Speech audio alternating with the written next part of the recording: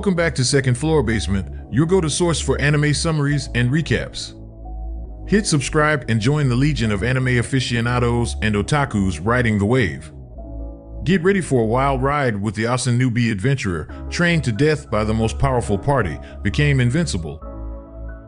Rick Gladiatol, a former clerk at an adventurers guild, starts off on his adventuring career by enrolling in the Adventurers Guild's preliminary examinations, despite being 32 years old. Due to his age, he is being underestimated, but people are later awed by the power he displayed. So much that it slighted a noble named Fried Diarmut, who was also in the examinations. It eventually involved his sister Angelica, who is a Knight Second Class, equivalent to a B rank. Angelica challenges Rick to a duel, where the loser becomes a servant to the winner forever. Using her special moves did little, combined with a few trip-ups due to the arena's uneven surface. She eventually lost when she was nearly smashed by Rick's crater-creating punch. As the results of the preliminary exam are about to be released, Reanette, his assistant, says that the rest of the party that trained him are coming to check on him, much to Rick's fright.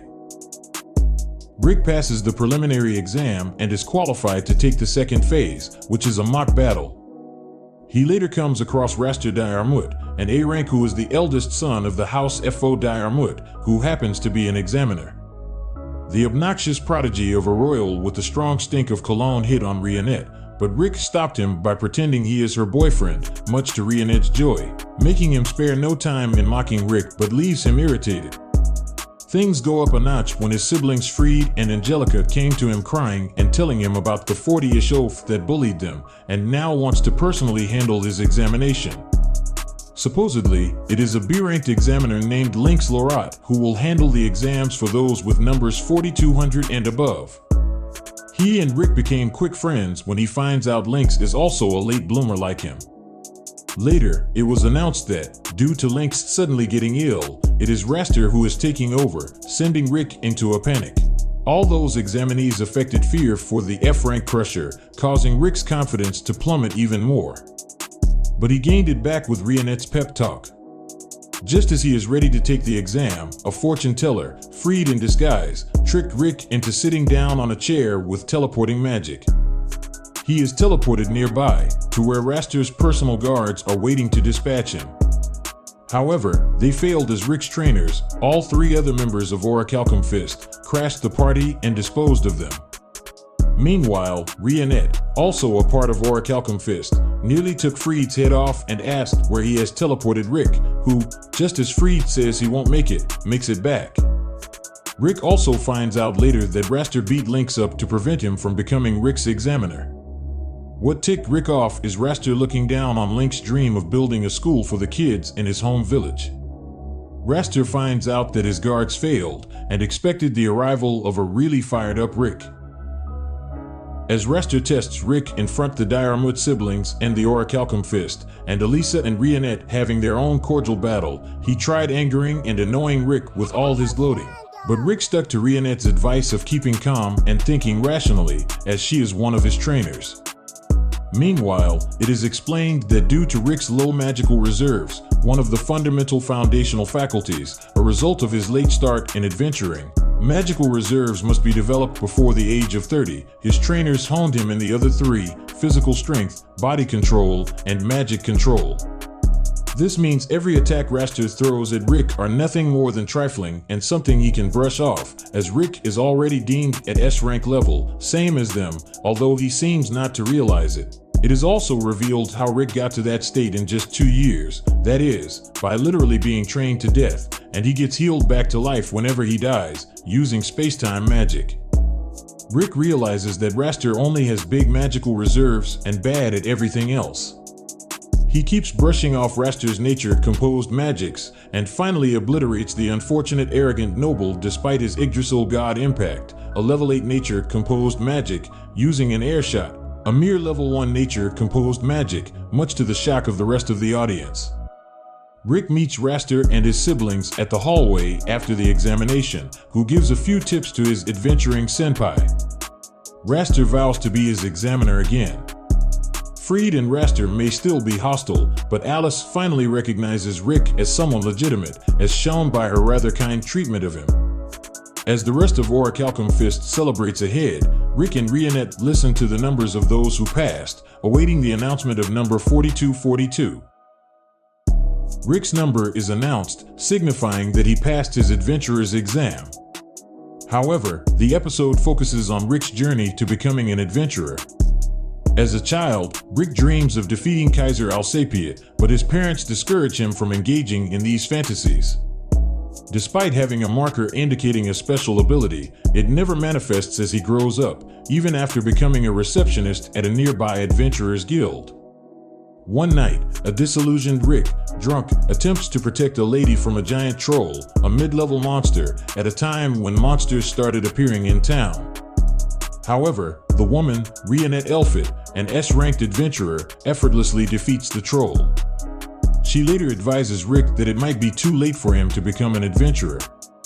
Concealing his frustration, Rick asks her for a date instead, which she agrees to. On the night of their date, more monsters attack the town. Rianette dispatches most of them but is paralyzed when a dragon appears due to a traumatic childhood experience. B-ranked adventurers, including Rick's friend Zaid, try to help but retreat as per guild regulations regarding dragons. The dragon traps them in a barrier, preventing escape. With nothing to lose, Rick confronts the dragon, expecting to die. However, when the dragon stomps him, his long-dormant marker activates, unleashing his hidden inborn skill. Reanette sees his overflowing magic, which enables him to decapitate the dragon. Rick faints and awakens a week later to learn from Reanette that his magic circuits were destroyed, leaving him practically dead. However, he survived, and Reanette offers him a chance to join her party, the Orichalcum Fist. Rick invites Lorat to Orichalcum Fist's headquarters to meet his party. While there, Lorat learns why Rick ordered him to come wearing his best equipment and also helps him try and woo Reanette. At the end of the day, Lorat agrees to tell them if he finds any information about suspicious magical energy signatures that match the 6 grand orbs needed to open the dimension to Kaiser Alsapia. Sometime later, Rick, Alysseret, and Brufston go on a quest to obtain the orb Lorat tipped them off about.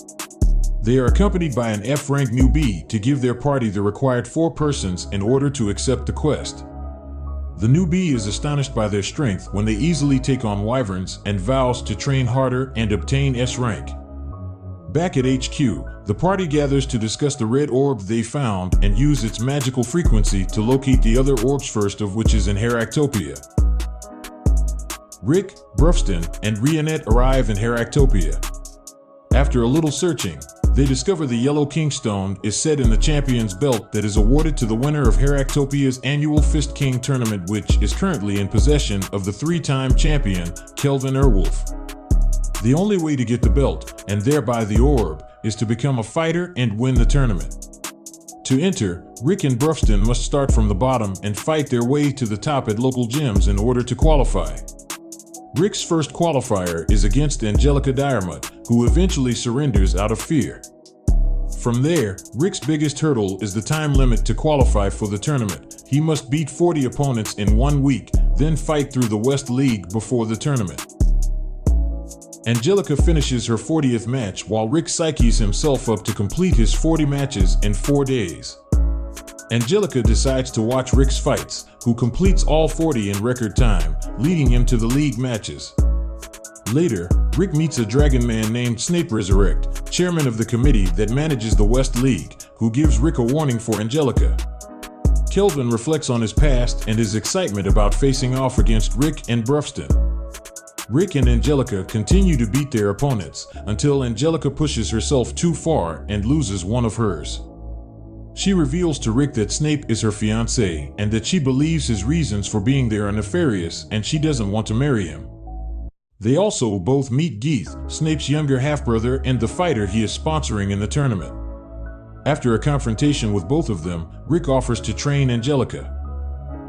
Rick begins Angelica's hellish training, and she tries to run away after 5 days, but Rick tracks her down and gives her a pep talk.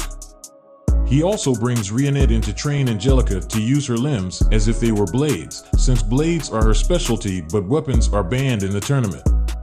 Angelica wins her next match after a month of training, and Mizet and Elissaret arrive in Heractopia after the search for their own orb was a bust.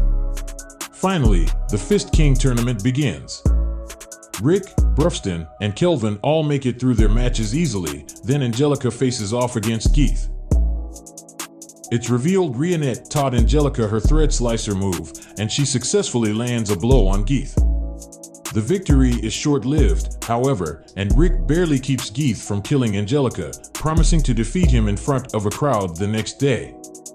Rick reassures Angelica that she can still achieve her dreams, she just needs more training. At Rick and Geith's match the next day, Rick is enraged when Geith trash talks Angelica's abilities. Despite being able to defeat Geith easily, Rick holds himself back to Angelica's skill level to prove to her how far she can go at her current level and beyond with more training. Refusing to lose, Geith unleashes his bloodline technique and turns into a full dragon, though Rick still thoroughly beats him in the end.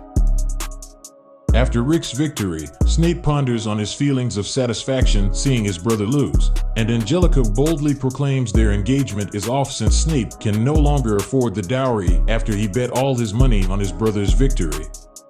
Snape laments the loss, having apparently been genuinely interested in her. Next up, Kelvin and Brufston begin their fight, which is interrupted by Geith going on a rampage in the spectator's stance. Kelvin defeats him in one blow. However, as a result of mass injuries, the match is postponed to the next day. Once their rematch begins, and after a dramatic and emotional battle, Brufston wins, having the utmost respect for Kelvin, who himself proclaims that their fight was the most fun he's ever had in his life. Though Rick intended to withdraw from the tournament, since it's only him and Brufston left, Brufston expresses excitement for their upcoming fight, much to Rick's horror. Rick locks himself in his room and has to be convinced to participate in the match.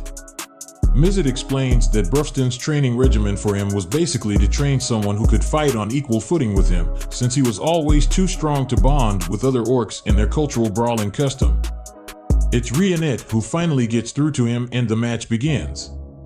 Their battle is intense and emotional, and the episode ends after Brufston declares he will tell Rick about how Orichalcum Fist formed. Brufston details his origin with his own people, how he came to chase after Kaiser Alsapiet, and meeting the other members of the party. After the story is over, Rick gives Brufston the orc quarter thumbs up, signaling he will fight without defending or dodging. Brufston is touched. Their fight becomes so intense, Mizet evaluates all the spectators except for the members of Orichalcum Fist, Angelica, Kelvin, and Snape. The barrier protecting the crowd shatters and their fight begins destroying the arena. After much back and forth, Rick is nearly beaten but wants to give his friend and mentor the fight he's always wanted and unleashes his inherent skill, Reckless Soul. The fight ends at a draw after they both pass out. Rick wakes up several days later with the champion's belt and they finally acquire the Yellow Kingstone. After, both Rick and Brufston refuse the champion title, making Kelvin the unwilling de facto winner. Orichalcum Fist returns home after Angelica tells Rick she'll be seeing them, since she'll be receiving training from Brufston herself.